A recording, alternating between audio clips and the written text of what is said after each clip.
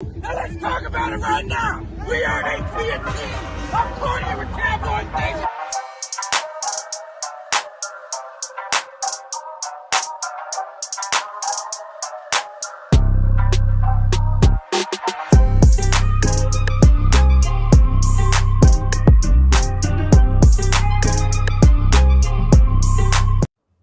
What is up? We are here for another edition of Tag Nation, and I'm super hyped.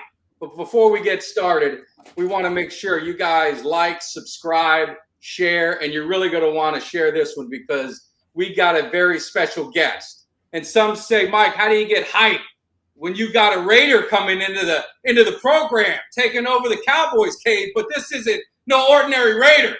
This is a man that sent the Eagles packing in the Super Bowl. Then to do it one better, sent that Washington team packing home from the Super Bowl after they dismantled them. So this Raider always has a spot in the cage. He'll always have a special heart in Tag Nation. And that's none other than All-Pro Rod Martin with the Raiders. Welcome on board. Come on, Rod. Thank you. Yes, let's get started. You got to get hyped. But seriously, it is an honor to have you on the show. And having you as a guest, like I said, you're a Raider, and we know there's a little beef with the Cowboys and the Raiders. You guys had that upper hand. You know, recently on Thanksgiving, I was there, and you sent us home disappointed. I'm sure you were happy. Oh, we loved it. It was a great time. But we'll get revenge because in 3 or 4 more years we'll be in Vegas because I want to check out that stadium. Have you been to AT&T? Is it no comparison? Are they close, or what's your Absolutely. Thought? No, I mean it's a great, beautiful place, man. It's like you said, it's long overdue as well. You know, we're supposed to back in the '70s, supposed to have a stadium down there as well. I mean, at that point, but the league didn't let us do it. You know, so.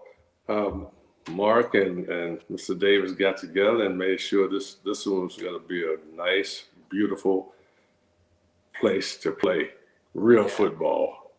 Yeah, that's awesome. Jimmy, you got something to add? Yeah, Mr. Martin, what were your thoughts? I mean, having I know you said it was long overdue, but the Raiders having all those roots in California, I mean, the move to Vegas, besides the upgrading stadium, you were in favor of that? Oh, definitely I was a favor of it, you know, and most of my teammates were too. You know, we wanted to we're not looking to go to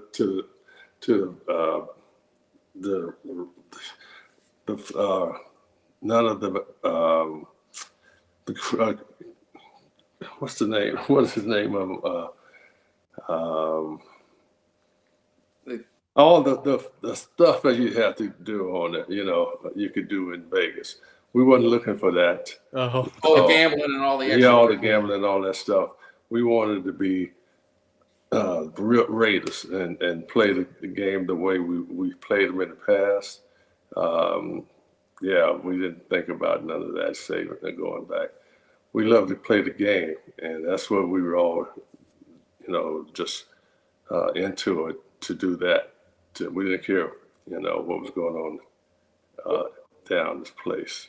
Well, let's talk about the past because you had a tremendous career. You know, you were at USC, a 12th round draft pick. And I always find it interesting. They said you were too small to play linebacker, too slow to play safety, so didn't know what to do. But when you're a 12th round pick, a lot of these younger generations, you know, there's only 7 rounds in the draft. So when you hear 12th round, it's typically a free agent. But someone like you, does that give you motivation when you're drafted and that certain chip on your shoulder to prove? For sure. Yes, for sure. And that was 12A. Get it right. Tell them, you know, 12A. You know, I was there. Yeah. And so, it was a motivating thing for myself and my teammates that was going at the same time. So, it was just something, man, that we wanted to do. I mean, to play the game the way it was played with the Raiders, and my mentor was one of the best guys I've ever played with. He was called the Assassin, And was that that was name escapes me, the safety, right? Jack Tatum. That's right. That's right. I was waiting for you to say it. I'll get it. I was waiting for you to say it. Yeah, I know for sure. And you know, he was a great guy, and we used to go and after practices up to Bodega Bay, you know, and he'd tell me how to play as a Raider. You know, he says nobody out there loved the Raiders, but us, our team. Mm-hmm. And so we said we're gonna get together and do something special. And Jack was the leader of that for sure. Yeah, and you did. So, you know, we talked about the first Super Bowl, you know, against the Eagles, Super Bowl 15. You know, the word I think it was either Ted Hendricks or one of your teammates said that Jaworski, they said they were going after you. They're going to test you. They tested and failed. Exactly. That's right. You know, Mike Davis was a greater part of for that run, you know, because he was the one to get that the pass from Jaws early on, and when we were going to the first Super Bowl. Mm-hmm. And everybody don't remember that, but Mike Davis was the guy that turned it around for us.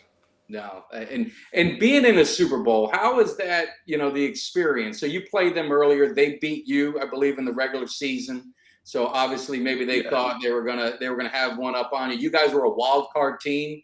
You know, you're the first wild card team to win the Super Bowl, but you were 11-5. You just lost the tiebreaker to San Diego, and then you go on the road to get to the Super Bowl. Is that a mentality? I always think about that, with the mentality going on the road in the playoffs to get to the Super Bowl. Does that give you that edge when you finally get to the Super Bowl? Yes, of course. I mean, we played, you know. Let me see how we play really tough, man. We wanted to get out there and knock everybody out. You know, like my mentor says, you know, we don't take no prisoners. We kill them all. And that's the attitude we was going with our team. And you know, everybody take chances like that on the football field. But yeah, we were really saying the right thing. Yeah. So I wanted to ask you, with the Eagles having beaten you guys earlier in the year, and we refer to Philadelphia as Filthadelphia because we don't like their fans, we don't like their teams, we have our grudges against them. But were they running their mouths going to the Super Bowl? Or were they trying to, you know, hype it up and intimidate you going in? No, they had respect for the Raiders. That's what I'm saying. You know, they didn't want to come in there like that on us. So, you know, that's just the way that we was playing the game that day. And we just were, you know, we were violent people out there on the field, you know, and we were taking chances. And like I say, it was tough. Times were tough, but we played great in the game. And you had the opportunity to, you know, just take a step back. I believe, you know, John Madden was your coach for about a season, and then you get Tom Flores. So you end up, you know, playing under two Hall of Fame coaches and probably Hall of Fame people on top of that. How was that experience, you know, playing under those coaches? It was really a great times with John Madden, Coach Madden. And he was a smart guy, and he knew how to work the players out. And we had a lot of respect for him, you know. Yeah. It wasn't just because of that Madden, all that stuff that was going on afterwards, you know. I mean, we were talking about the games, playing the football game and winning all the time. Yeah. And, you know, Madden was there. I mean, and Tom Flores comes on, and with Tuzak. I had a lot of good people, man, you know, and it's not just a one person playing that game. Yeah, no, and that's what I love about football. It's an ultimate team game, and you were the ultimate team player. You know, you get those 3 picks, but as a team, you know, Plunkett gets the MVP. I don't know, was there any disappointment in yourself of not getting that Super Bowl MVP, or were you appreciative of opportunity No. in that championship? Nothing, I mean, like that. I made Plunkett buy me the drinks afterwards, but I, my teammates, my boys, we all hung together. Yeah. And it was fun. It was fun, man, to win the game because they had beat us early in the season. And this was the payback. And it felt so good. And we went into the locker room and just partied up. Yeah.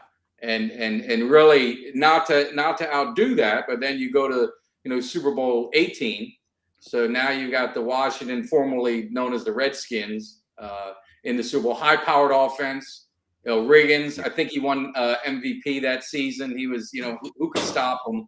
And you guys go in there and tune them up to, I believe it was 38-9. Your defense smothered them. You held them to 60, I think it was 64 yards on 26 carries. You had a sack, fumble recovery, 5 tackles. So it just makes me, and looking at your career and studying it, you had a knack for the big game. And they always say big time players step up in big time games. And you epitomized that, it seemed, throughout your career. Oh, that's right. I mean, I was always, trying to emulate to my teammates in front of me, like Jack Tatum, of course, and Ted Hendricks, and just a lot of great guys, great players, man.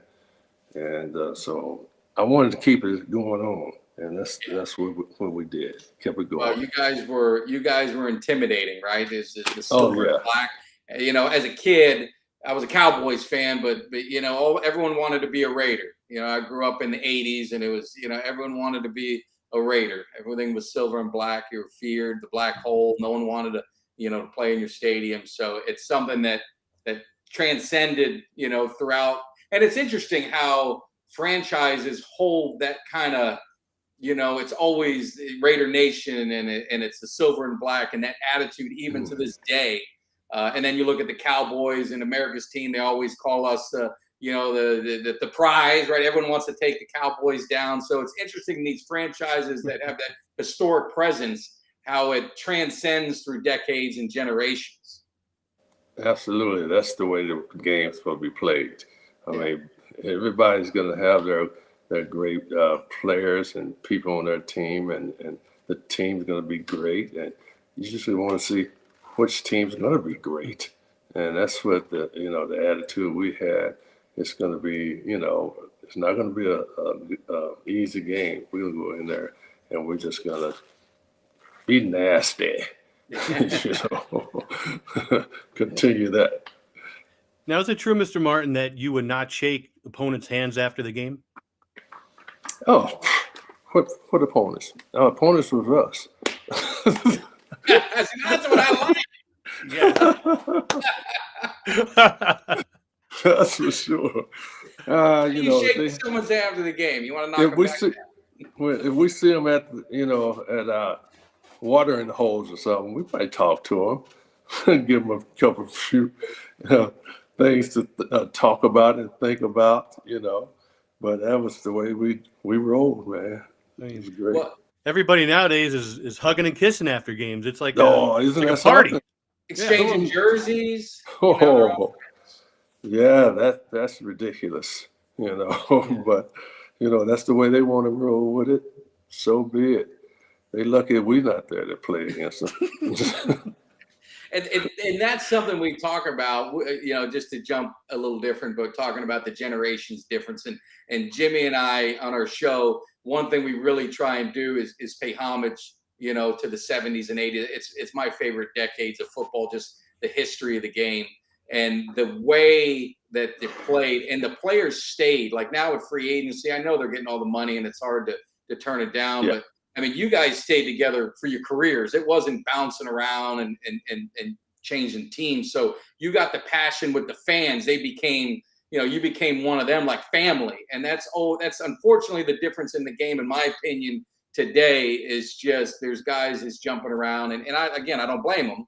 You got to do what's best for yourself and family. Right. But it does change the rivalries. It does change the bond that you have with players. And then the hatred that the Cowboys in Washington would have, or Oakland and Denver, or Oakland, San Diego, those rivalries. You just kind of lose a little bit of that. Do you agree? Yeah, absolutely.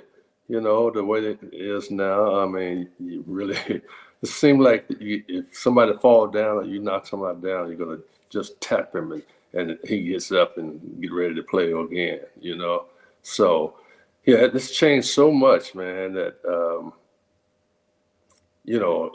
I hope to see it change a little better later on, because, I mean, the game was put here for a reason, I mean, and at first everybody, when people were getting hurt, it came a little something, made people think a little different about it. Yeah. But, I mean, we learned how to use holding pads, put on pads and how to, go after people. And it worked for us. Yeah. And I met one of your former teammates, Mr. Lawrence, offensive lineman, Henry Lawrence.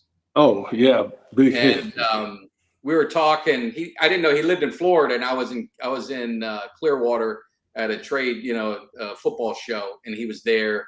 He was doing an appearance, and we got to talking. He had a Super Bowl ring, so I got to check those out. But he had said that when he played, they used to have a weight limit, and you got fined. I think he said it was like $5 a pound or something like that. And he said his first year, he got fined his whole paycheck. And he said he was in his room crying to his mom, saying, "I want to go home. I don't want to do this no more."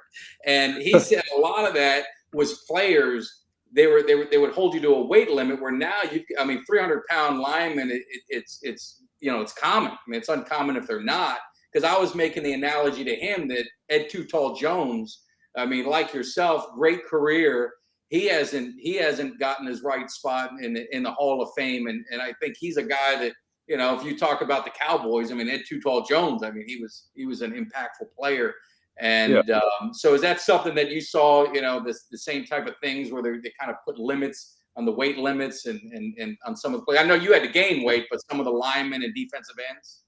Right. Yeah, definitely. They had to, put on more fat than anybody else on the team, So, it's changing, man. It's changed so much, and we really couldn't play in it nowadays, I don't think. Not our group. Would your heart allow you to do that? Like when you see the game now, would you be able to be as motivated and be able to do what you want to do in today's game? Well, not with a knee replacement. I can't do that, So, yeah, but I would love to have had the opportunity to play here right now. But, I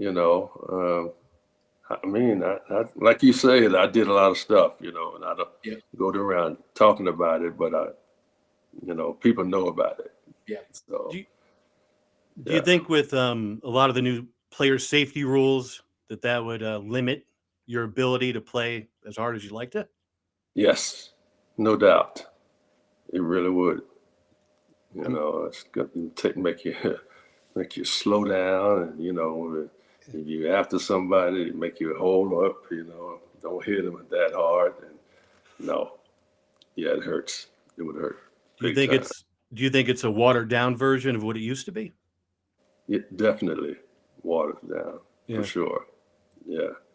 I don't know what the league is thinking about or the things that they talk about, but, they ought to think about doing stuff like that to make it really go and something exciting, have, like the Raiders. I mean, we like the Raider Nation, the people are behind us, man, it's just fabulous. They have us all pumped up to go out there and, continue to knocking people down, and taking no prisoners.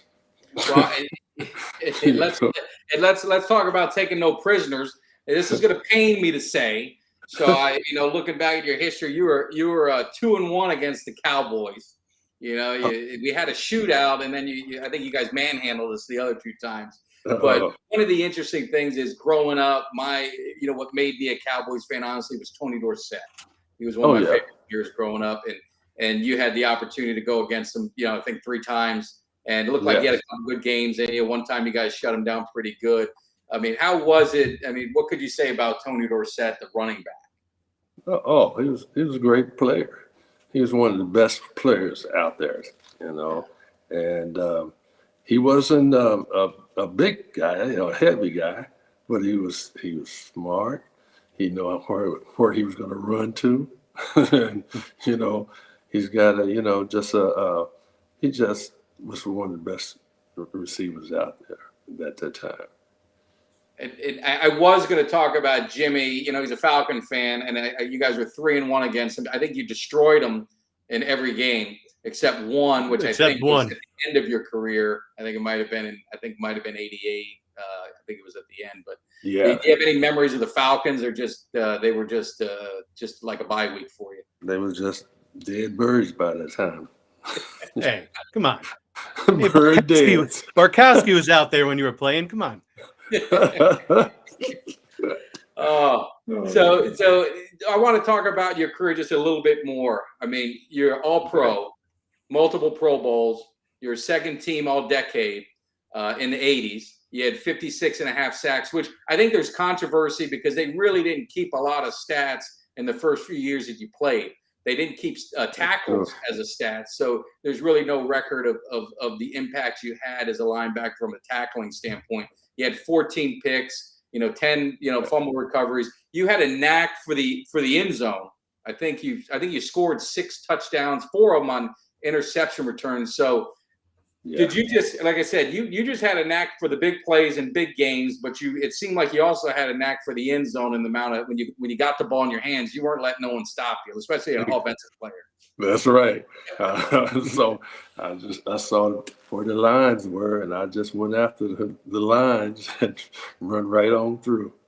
Yeah, it was. It gave me a lot of motivation.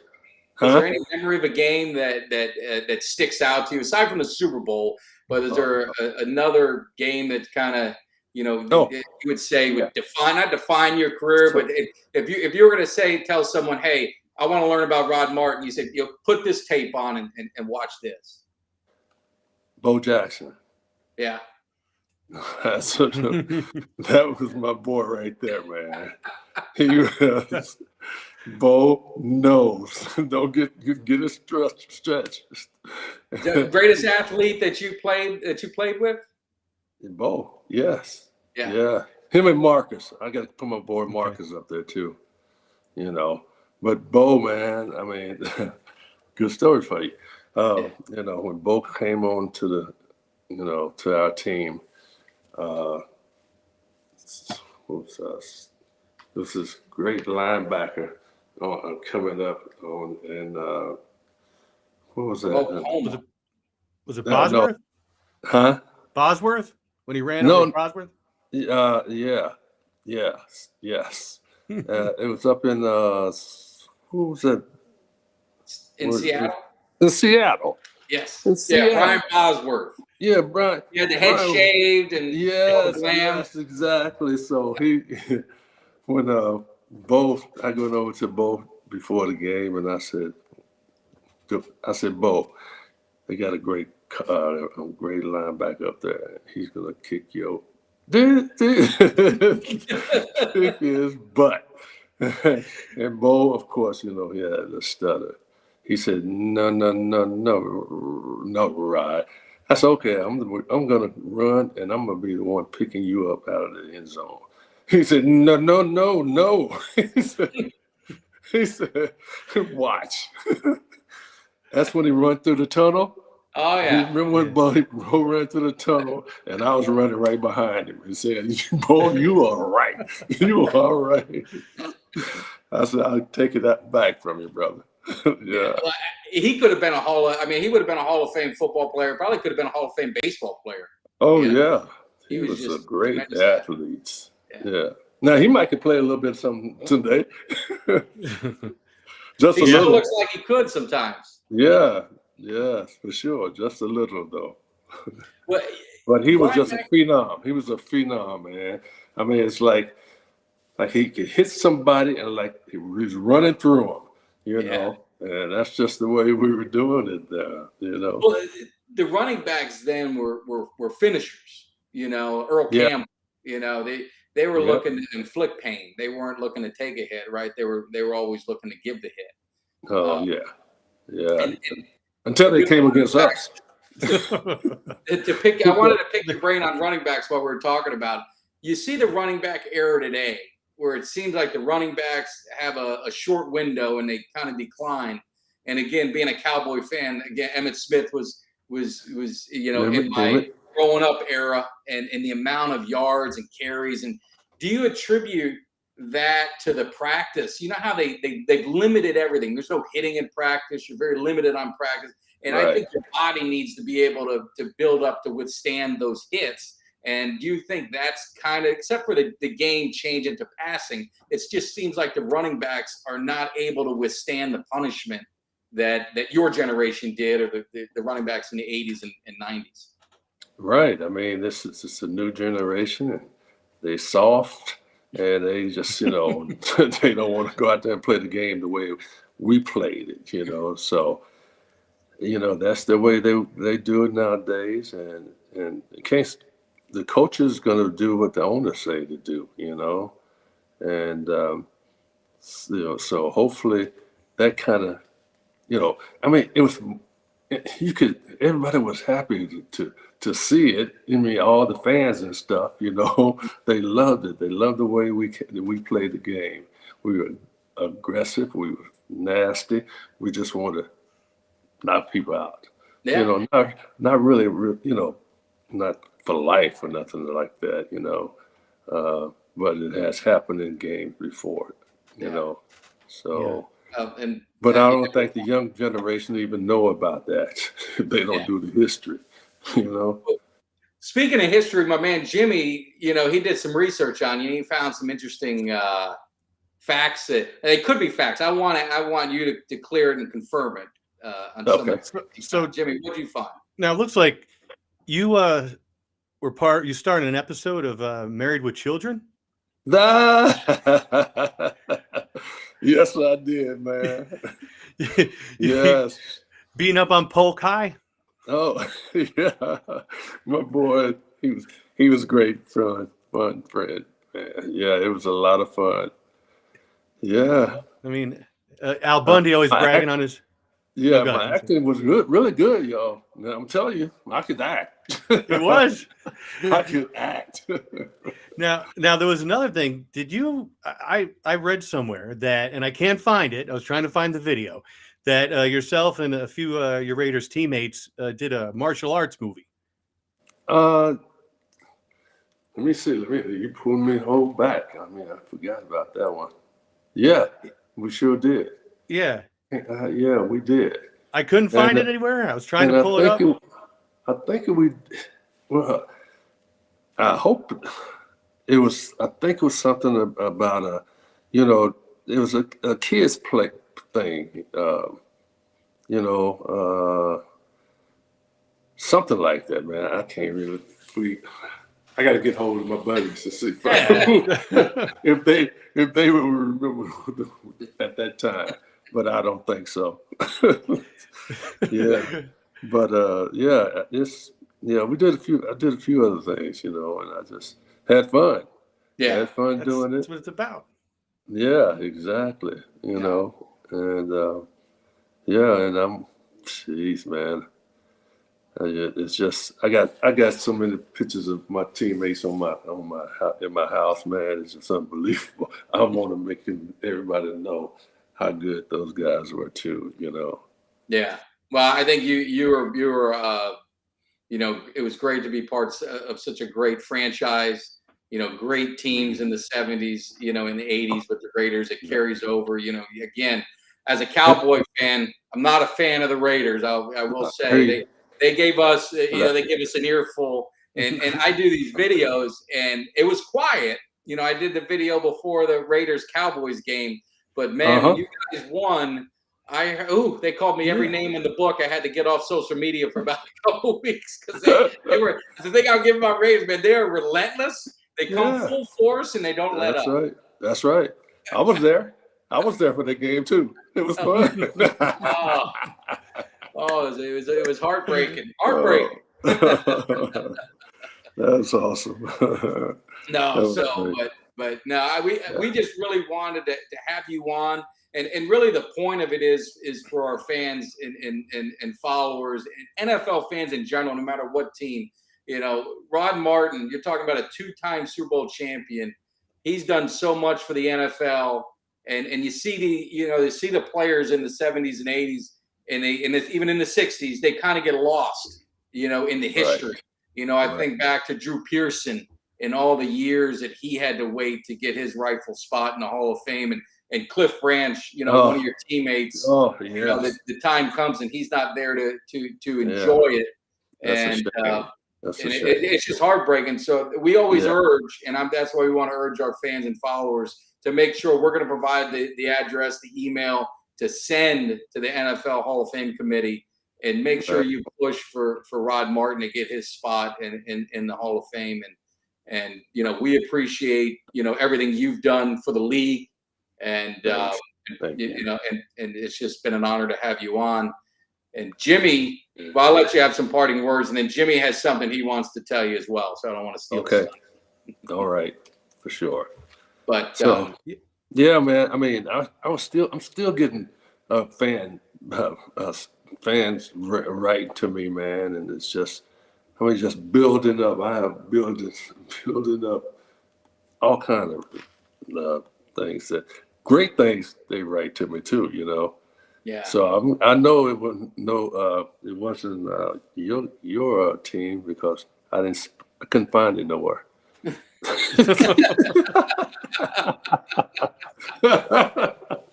Yeah, but Mr. Barnes, it's yourself and the players of your era that set the table for what we have today. And I don't think the NFL really holds the highest standard they should to the folks who did set the table. And I don't think that younger people are, really acclimated or know much about the players of the 70s and 80s and what a different sport it was at that time. Absolutely. Yes, definitely. I know that a lot of people think, it's a sports where their kids could get hurt, all of this kind of thing, but that's part of the game.